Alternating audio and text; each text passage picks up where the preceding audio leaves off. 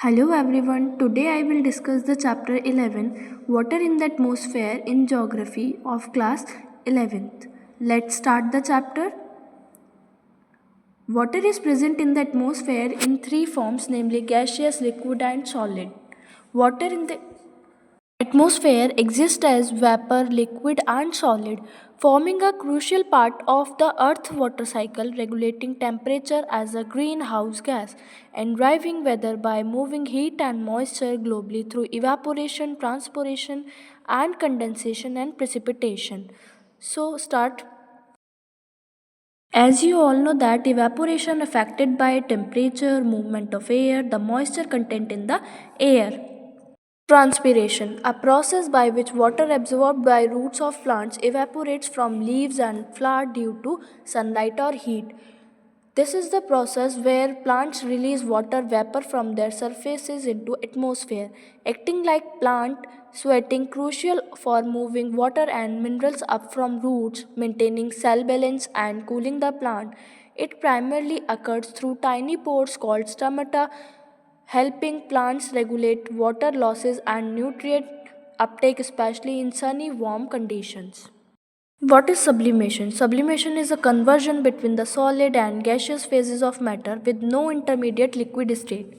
Sublimation is a phase transition where a solid changes directly into a gas, skipping the liquid stage entirely, often due to low pressure or specific energy conditions. Common example including dry ice, solid CO2 turning into carbon dioxide, gas at room temperature, or how ice cubes shrink in a freezer over time.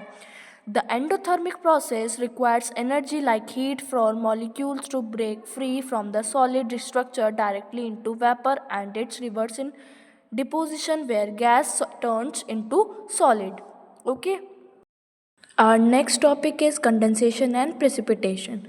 The amount of water vapor in the atmosphere is added or withdrawn due to evaporation and condensation, respectively.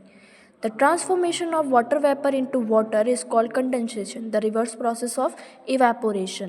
Condensation is the process where a gas like water vapor changes into a liquid typically when it cools down or is exposed to a cold surface, causing the gas molecule to slow down and clump together into droplets. It is the opposite of evaporation and fundamental to the water cycle, forming clouds, dew, fog, and the water vapor on the outside of a cold drink glass. This phase change happens where air cools to its dew point, the temperature at which it can hold more vapor or comes into contact with the surface cooler than itself, releasing latent heat. In free air, condensation results from cooling around tiny particles known as hygroscopic condensation nuclei. Example: dust, smoke, and salt. Thank you everyone. Further we will discuss in next class.